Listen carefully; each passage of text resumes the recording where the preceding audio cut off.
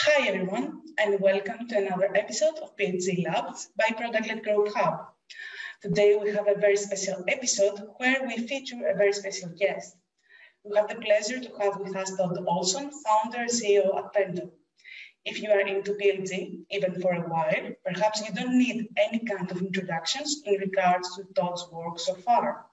But in case PLG is entirely new for you, you most probably will want to stumble upon Todd at some point. In a snapshot, he is one of the most successful SaaS entrepreneurs, where when we refer to product experience solutions, he runs a product-led organization, and as a matter of fact, he even wrote a book about it. In case you haven't grabbed a copy of it, head over to Pendo site today to order your copy, and I reassure you, it's one of the few PLG bestsellers worth to be read. Todd, welcome. It's a pleasure to have you with us. Likewise, thanks for having me. It's great to be here. Before we dive into it, I'm definitely sure that our audience would like to tell us a few things about yourself, how you ended up leading one of the leading organizations in product experience, digital adoption, and we can take it from there. Yeah, no, it sounds good. Look, I've started my career in technology. I talk a little bit about in the book, but I started programming professionally at the age of 14 for a bank. So I've been building and solving customer problems with technology from my early teen years. After college, or actually my last year of college, I started my first company. So Pendo is actually my third venture funded startup that I've created. My first one happened, basically while I was in college. I've always had a passion for solving business problems with technology. I think through the years, through kind of various twists and turns, so to speak, actually my second startup sold to another company. I ended up as VP of product. So that was, and look, I think as an entrepreneur, I'd always been performing product management functions and responsibilities. I may have carried a CTO title, but there at that company, because I was part of a large organization, I kind of formally took on the product management responsibilities. And, I really enjoyed the role. So I think it was something that really resonated with me.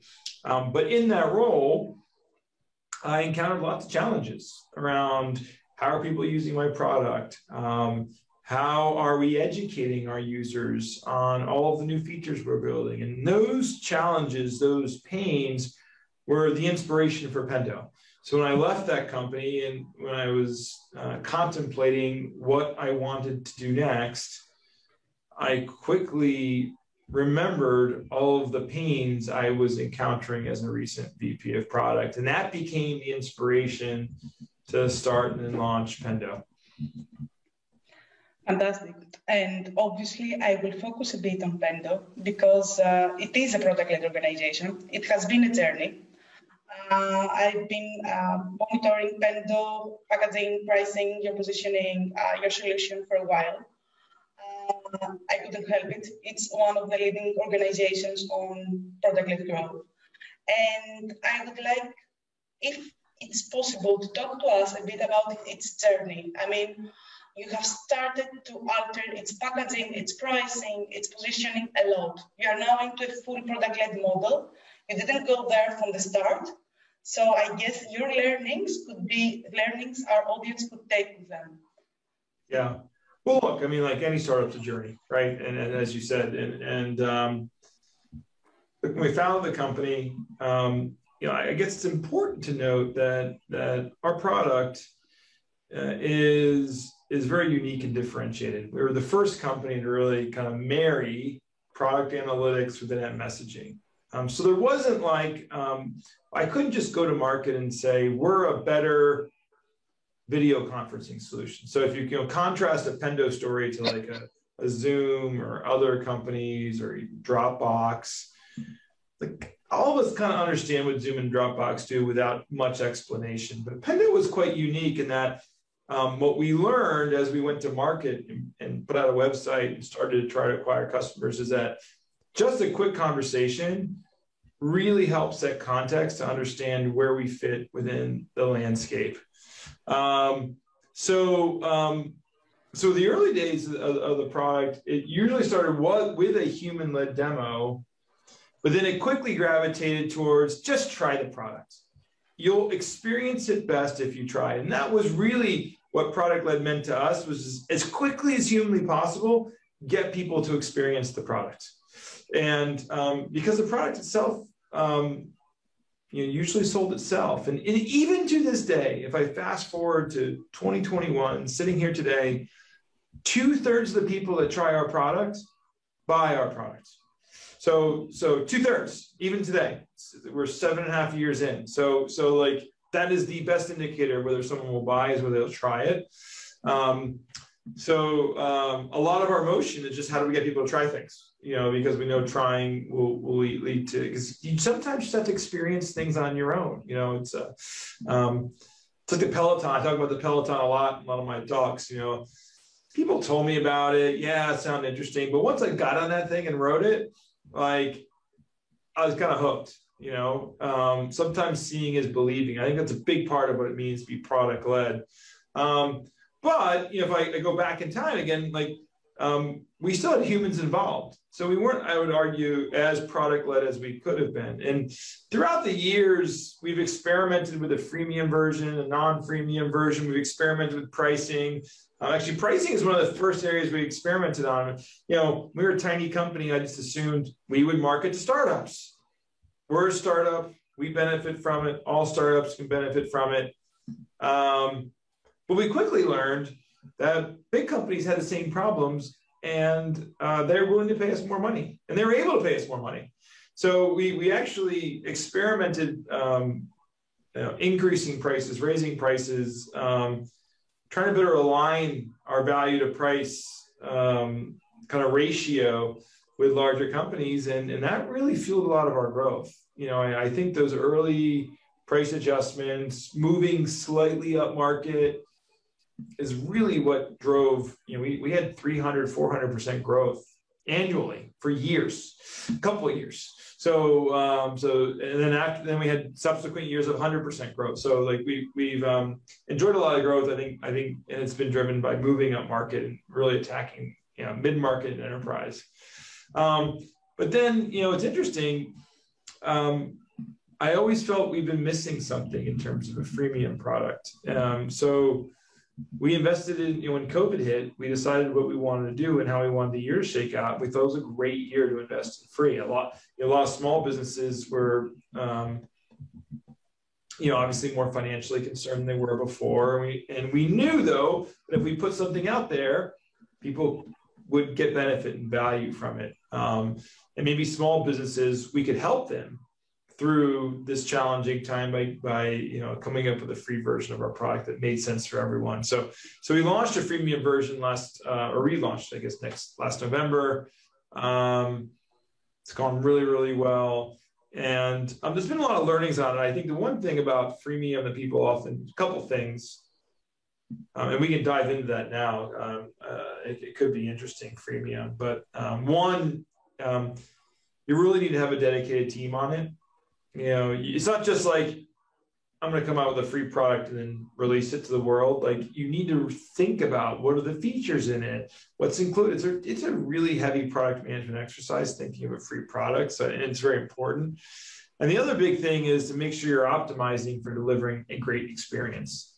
All too often, I find that companies will ship what I call crippleware, which is just a lesser version of their core product and name it free. But if it's not a great product, it's not going to be good for your business. That's the fundamental rule here. If it's not useful, if you take away too much, it's not going to help your business at all.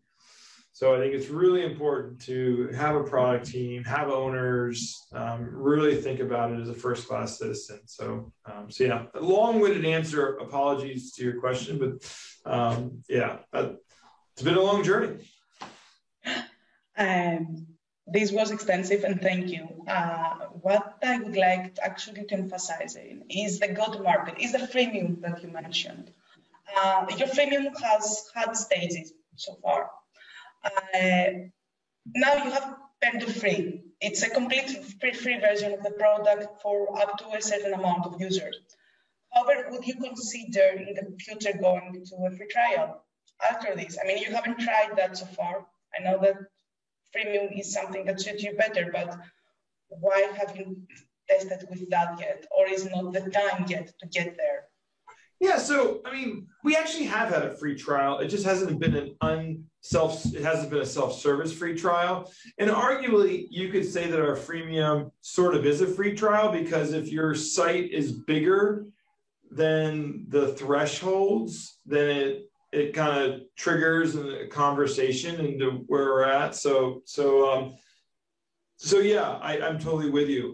One of the interesting things we did actually, which is another a product-led growth initiative on that spectrum, is that we released a full tour of our product on our website. Doesn't require any sign up, but you can experience the actual product by using it. It's very much product-led growth, because the feedback we got is, hey, we don't just want to read a bunch of marketing material. We want to try the product. We want to touch it. We want to feel it. But like, we can't put it in our product. There's like security reasons, blah, blah, blah. Like, what do I have so I can actually experience it? And I'm a big believer in demo instances, demo products, things like that, because it's another product-led motion. Like, people want to touch it. They want to feel it. They want to experience it.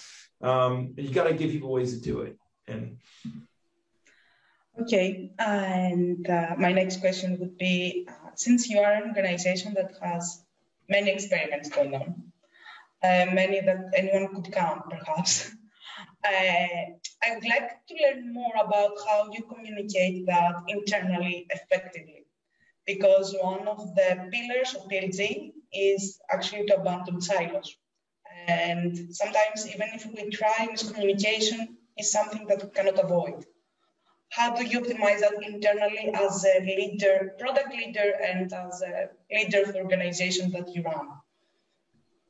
Look, communication is vital to any organization. And sure, as all of us know, any business leader knows, you got to communicate something. You know, I think the stat is 7 times for people to fully understand it. So that the true answer is all the time is the right answer for when you communicate these sorts of things. But I mean, just a quick highlight on what we do. Of course, we have the asynchronous communication. That's channels like Slack, where we're posting lots of messages. We have a product operations team. That product operations team does a weekly product summary of everything in flight. Everything in flight, when it's shipping, little screenshots of it. So that's part of our cadence. We have a monthly portfolio review. Portfolio review is every product feature in flight, what we're doing, how they're statusing, what's even being evaluated for next. So think of it as a Kanban board of initiatives that we're working on. Actually, this morning, was our monthly review, hour-long meeting. Actually, we finished fast today, just kind of going through and look, if something's green, we don't talk about it. If something's yellow or red, we typically talk about it. It's a pretty effective meeting. We have town hall meetings. And town hall meetings, of course, the whole company, those are great opportunities to have updates on product, because at the end of the day, we're a software company. We build product, we sell product. Everyone cares. It's not like just some people care. So we use town hall meetings for that. We have a weekly management meeting. We have a quarterly prioritization session for all executives. So as you're probably hearing, I just love cadence. We have a lot of cadence in the business. I do a weekly video for the whole business. I'm a little late this week. I probably need to do it tonight, now that you're reminding me. So, but yeah, I mean, those are all the things that we do. And look, it's probably not enough. We probably need to communicate more, because people need to hear things over and over again. Okay, internal communication is one thing. What about the external one? which could be to customers, which is easier perhaps via customer success, but again, it needs to be at scale. And also prospects. You have you have so many visitation on your site. You have so many people coming, browsing all over, needing need to understand your message immediately. So what about that factor? How is the communication going there? And I want to emphasize into the product and out of it, both aspects. Yeah. Well, look, we do a lot here. So I mean, one, we have obviously have a whole product communications platform. So we communicate a lot in products. I'll start with that, then I'll move to outside the product. But we within the product, all new features we have an announcements channel right within our product. It kind of highlights the new feature. It allows you to show people around. And then within the product itself, if you go to a page that has a brand new feature, we'll probably be showing you, hey, try this out. Here's what's new. And then if it's really a new feature, we take the opportunity for those early adopters to actually solicit feedback from them. And so it's two ways. It's not just, hey, try this. It's what did you think about it? And we try to capture some of that fast feedback. That helps inform the roadmap for it. Now, we also, one of the products we sell is called Pendo Feedback. It is a repository of feature requests. So we have our own instance, and it's outside the product and inside the product. So it's both. You can either go, you have both as options. It's a public internet site, and you can go there and vote on ideas. You can see what's coming. You can suggest other things. Very full featured, very robust. Highly recommend some solution for that problem. That works a lot. Beyond that, we actually do have a Pendemonium Slack channel, or the Slack channel for customers, and often prospects join it. And we leverage that for many communications, so things will get blasted in there as well. And then one of the other cool things that we do that people may not know about is I do a quarterly webinar with customers to highlight not only everything that shipped, but everything in flight. So it gives our customers, honestly, a unique perspective, because it's my perspective on everything that we're building or built, why it's valuable, why we're building it, why we decided to build these new things we're even sometimes thinking about building that we haven't yet committed to building. So I sometimes will go way out in the future. And it's very raw, it's very real. Well, I do an Ask Me Anything where I take feedback from customers live, answer any and all questions. And I've been doing this webinar, for years. And we're not a small company anymore, and I love it. It's one of the things that I enjoy most about my job is just talking to customers and sharing product ideas and going deep in these areas. So yeah. Anyway, those are some of the big items. And the second part of this question: did you see them incline more in product communication as the time passes by? Or do they stay strict in human-to-human communication with customer success, with webinars, any form that is? Do they feel that it's normal now for me to be informed via the product itself? It's faster, it's at scale, I don't lose time. It can be even personalized because, like it or not, the product can be personalized. Not the same thing as we have a human in front of us, but at some point it can be. What is the feedback you receive about that?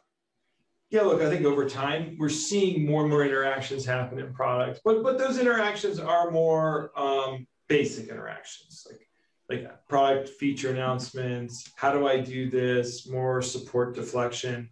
I think what we're still seeing in terms of human interaction is more specifics for my business. Like, hey, I'm trying to accomplish this business problem. How do I do that?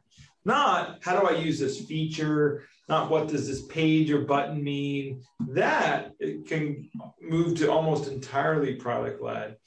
But hey, I'm trying to increase my net revenue retention of this segment? Like, what do you see work for other customers? So what's nice is these two motions go hand in hand. Like the product-led work reduces those questions from the customer successes, kind of time.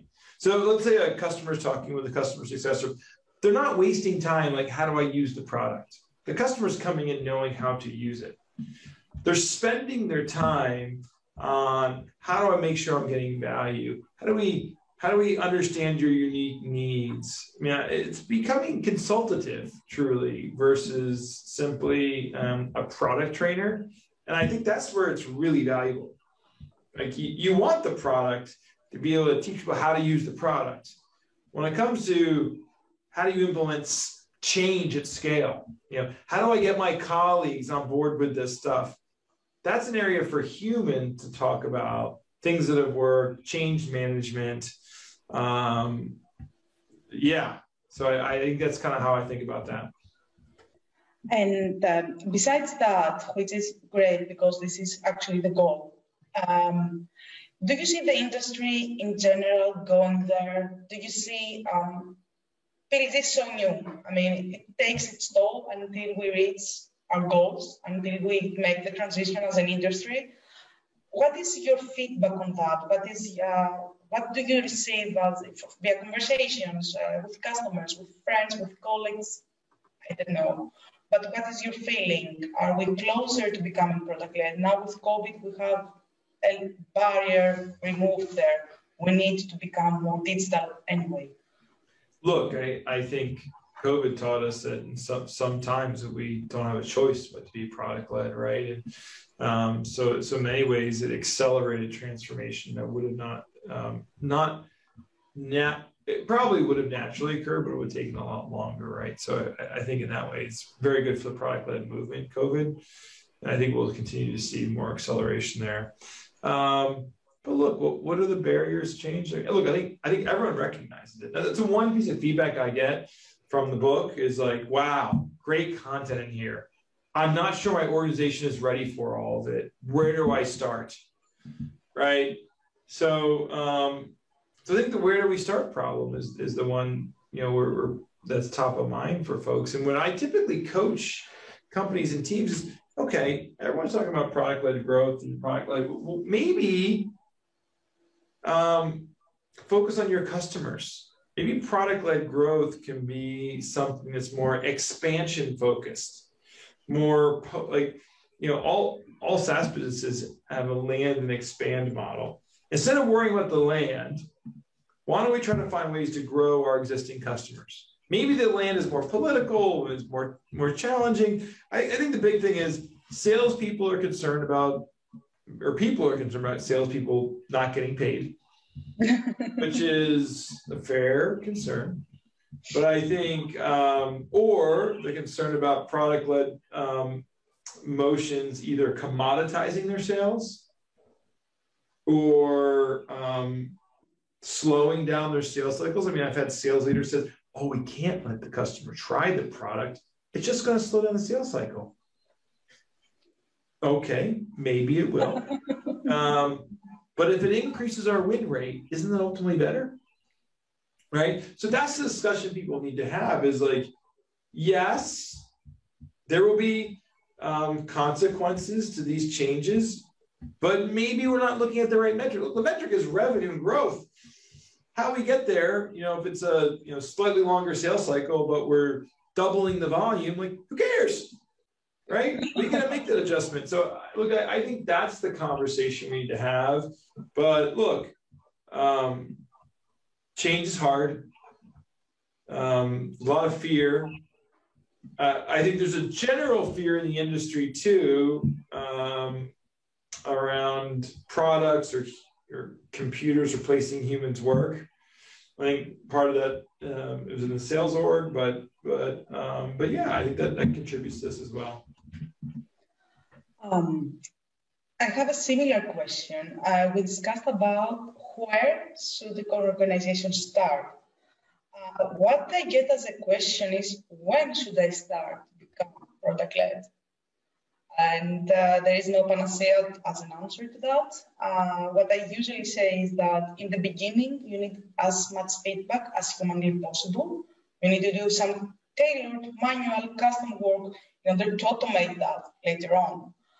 But I'm sure that your experience would say more light into that. Look, when to start? Yeah, of course, it depends. But if you have product market fit and you're starting to scale, it's a good time to think about product-led growth. The other big piece I think about, look, product-led is all about scale. How do I do things in mass? And I often coach people to start with product-led support. You have a support function. You're probably getting tickets coming in. Support's a cost center. It's not a revenue center. How do you deflect tickets in-app? How do you sell people self-service? How do you provide a better experience? That could be an easy way to do it. And you can do it pretty soon. I always say the second you ship something, you have people complaining about it. What are they complaining about? What's the main source of tickets? What are the trends? What are the themes? What are the things that we think we make some changes to the product, or we adjust some things, remove some content that we can deflect, maybe save efficiencies long-term and provide a better experience. So like those are other areas are a good place to start. And you can start anytime. Anytime you have a support channel, you're getting tickets, like just try to reduce them. So that's another kind of hack that I like to use when I think about where to start and when to start. Okay, so if you would sum up 5 key learnings from your experience, or 5 challenges from your experience that you would like to share with our audience. And when I'm saying from your experience, I don't only talk about Pendo. It is your 3rd company that you run, that you founded. So I'm confident that you have many learnings that you can share with us. From scratch, from being a startup to being a leading organization in the space, having a model that applies both to enterprise, mid-market, and SMBs. It pretty much applies to all, even some portions of it. So what would be the learnings our audience would take to become product-led? Yeah. Look, first learning, most important learning that I've learned over the years that truly is the difference between success and failure is having good product market fit. If you have crappy product market, if you get the best product-led motion in the world, you'll fail. So obsess over product market fit. And say it 3 times, obsess over product market fit. I read Steve Blank's 4 Steps to the Epiphany years ago. I'd argue we followed many of that in the early days of Pendo. Like our fit is what enables us to do all these things. None of it would work without it. So I think I think that's probably the first learning is obsess over fit. And guess what? You can lose it. You can lose it. So don't just think, oh, I got fit. I don't have to worry about it anymore. No, you can lose it. New products will have to find it. Maybe acquisitions have to find it. But fit, obsess over it. That's step 1. Step 2 is when it comes to product-led motions or things, you have to treat it like a product initiative and have an owner. It can't be a side project or something you sort of also do. I feel that all too often people want to do product-led growth. They don't treat it like a true R&D initiative. They don't put a team on it. They understaff it. Put a team on it. Like invest in it for a year at least, probably 2. I find that the product-led growth initiatives are the ones that get underfunded the most because they're considered internal. They're not features for customers. Anything that's not a feature for a customer tends to get under-resourced. So like make sure you resource it properly. The third thing is invest in back office integration when it comes to being product led. So what do I mean by that? There's going to be a lot of systems that run your business, and then you have your product, and your product's like its own thing, right? They need to be linked. And that could be your CRM, it could be your support system, it could be any of the systems, but when they are separate, it creates massive issues for the business. For example, like Pendo, like lesson learned, like we did not link our product to our CRM package. So our product doesn't know people bought. Everything's manual. You have to have humans do it. That sucks. And honestly, that prevents us from being product-led in certain areas. So, and it means that we have to invest in amazing amounts of money now fixing it, in terms of hiring consultants and sales ops people, and like our business is incredibly complex now. So like definitely do it early. Like that's when I wish I could have back. If I had done that like 2 or 3 years ago, we'd be in an easier place. Now look, we have money to fix these problems, so I can, but boy, it would be easier if we did it earlier. So I think like thinking of this whole back, like ops never gets enough love, right? So give it love, it'll work. So that's kind of the third thing. I think the fourth thing when it comes to being product-led is, I kind of touched on this earlier, is don't just think product-led growth as the acquisition side. Thank you for that. You can say that again. That's far too narrow of a thinking in terms of product-led growth. Product-led growth can fuel retention, can refuel expansion. Actually, maybe better start there. Because maybe you don't want to take like payment online, but you still want to do product-led growth. But there's lots of things you can do. Don't constrain your thinking. People constrain their thinking. So that's kind of the third option. And the fifth option is make sure you're experimenting and learning. So like it's really all about experimentation. Run experiments. Continue to iterate on it. Don't expect us to fix something the first instance. Like continue to experiment and learn. So it kind of goes a little bit to my second item, not funding it properly and spending time on it. But I think having an experiment mindset, try to form theses or hypotheses, and then validate or invalidate them. Be disciplined around it. So that to me is one of the 5 main, learnings that I pulled away from this journey so far in product-led growth. Thank you so much about that. It was amazing. And I want to go to the next question. And we talked a lot about you talked briefly actually about experimentation. We had the chance earlier to have Christine talk to us about product ops. Pendo evangelize a lot product management. But those are the things that we hear that are the motion behind PLG. However, they are not the only ones. Do you see other teams emerging? Do you see other teams becoming stronger? PLG is a team sport, but we usually leave out many people, teams, I don't know how to call it. We focus on product. It's not only product. So you run a huge product-led organization, and in your book you evangelize more functions than product and product ops. So we would love to hear your point of view. Yeah, it's immensely cross-functional. I think the key to actually being product-led is every function in the company needs to be thinking about how they can become more product-led. It's not just a product management thing. So that to me is the very definition of being product-led is an inherently cross-functional idea.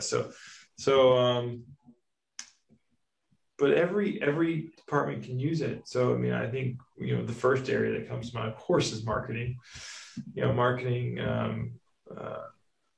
Heck, product could be great, but if you have no people coming to it to try it, you're not going to be product-led. So first order of business, acquire humans. So like that demand gen piece that I think is incredibly critical. And then of course, it's an iterative process because whoever you bring in, they may be the wrong types of people. Okay, well, let's bring in different types of people, right? So I think that whole motion needs to be refined. And that's kind of on the inbound. I mean, customer success, customer support, those are two areas that should be partnering. You know, if customer support is having a massive problem in the area of the product, they should be working on getting it fixed and working with product and engineering to fix it. That's another interesting area. Finance. Go ahead. Sorry, no, go ahead. Yeah. Apologies. One of the few themes that we haven't heard a lot is design. I mean, for me, design is so vital. It's so vital for the product to be intuitive. Yet designers are not included so much into PLG. I mean, they're supposed to, but we haven't heard a lot. I would like your take on it. Yeah, I mean, I didn't mention it because I just in our company, design is within product, so I see it as all as one part of the team. I mean, to me, they're part of the three-legged stool of how we build things. You know, it's design, product management, and engineering. So like all three, it's a unit. So it's critically important. You know, I mean, yeah, our growth teams have a designer, a marketer usually, and a product person all on them. I mean, you can't do it without it. So yeah, to me, it's just I skipped over too fast, but I apologize. 100%. So. Could we have an example from internally, if we may? I mean, are there some KPIs that perhaps product or engineering or design would look at to optimize their processes? Internal KPIs you love mostly. It could be the product engagement score. You have your own term out of it. We would love to learn more about how, assess PLG, if that makes sense. Yeah. Well, there's a bunch of ways we do it. I think, speaking directly though to your NPS, or sorry, your KPI question, I think NPS is one of those metrics that we use really heavily as both a product operations, product management, design. We're looking for themes when people tell us like they're not happy with our product. That's very much a product-led motion in my mind. It's because we see that when we have a higher net promoter score, it leads to higher retention and higher growth for our business. So we have pretty disciplined practices around if someone responds negatively, how do we follow up, things like that. The other big thing we're looking at as KPIs go is we are looking at adoption across various new features. So as new features are launched, we're looking for percentage of accounts, percentage of users that have actually tried it out. So that's another key KPI that we use. And then, the product engagement score. It is a newer thing for us. We just launched it in the last few months. So we are still building cadence around it. But it gives you three ideas. What gives you a composite view of engagement in your product. It's looking at breadth of adoption, stickiness, and growth, and all three are really interesting. But a lot of our focus says, okay, if one of those numbers is down, what can we do to improve it as a product org? And I was in a product review on Monday, and they were working on increasing stickiness, which is one of those three measures. And they had roadmap attached to that outcome. We believe we can, address what we're seeing in stickiness by building this feature, right, across the entire product. So it's like, there's, for a lot of our companies, we have a lot of choices, a lot of decisions on what we can build. I think it's really critical to have a point of view on what are our top business outcomes, what are our goals, and how do we attach those goals or link those goals to our work. And look at it.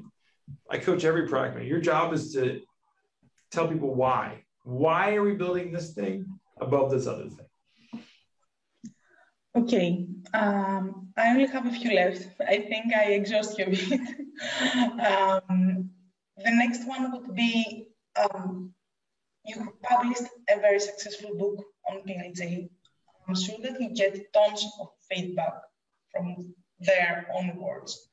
So what is the bottom line from that feedback? What are people curious to find out? What are the challenges for them? I don't know. Anything that can act as a conclusion at this point? I think it would be extremely interesting. Yeah, look, I think first off, the feedback from the book's been fantastic. And I've been blown away by the reception that I've heard from customers, prospects, just generally people in the industry. You know, I think one, I've been really interested and surprised by the amount of pickup across a broad set of industries. So PLG isn't specific to like tech or high tech or even SaaS or software. It's pretty broad. You know, traditional businesses are really thinking about ways they can use product-led techniques. Everyone is thinking about how they can use product-led techniques. So that's like one of the first takeaways that I had. You know, questions are, you know, where do I get started? Where can I start? What if I sell to, I don't know, a regulated industry and need sales humans for that? Like what, like, and that comes down to the whole question is like, well, maybe the acquisition model isn't the best place to start for being product led. Start with other areas of the life cycle. Look across your customer life cycle and journey. So look more holistically. So a lot of it's coaching teams about where to get started. Also, you're getting questions from companies like, "Hey, we're concerned our employees think they're going to be replaced. Like, are they?" You know, it's like, no one's getting replaced. We're just freeing up the more monotonous work, right? So I think those are the big takeaways. Those are the big pieces of feedback that I hear. Well, thank you so much. I would like to thank you for being with us today here. For you all, you may connect and follow Todd on LinkedIn. You may as well, I said it in the beginning, I will say it again now, download his book, get your copy, because it's an extremely useful one if you want to take this journey. And we're going to leave you now. Thank you for watching, and we would love to be with you in the next episode, again, about an aspect around PLG. Thank you so much for watching.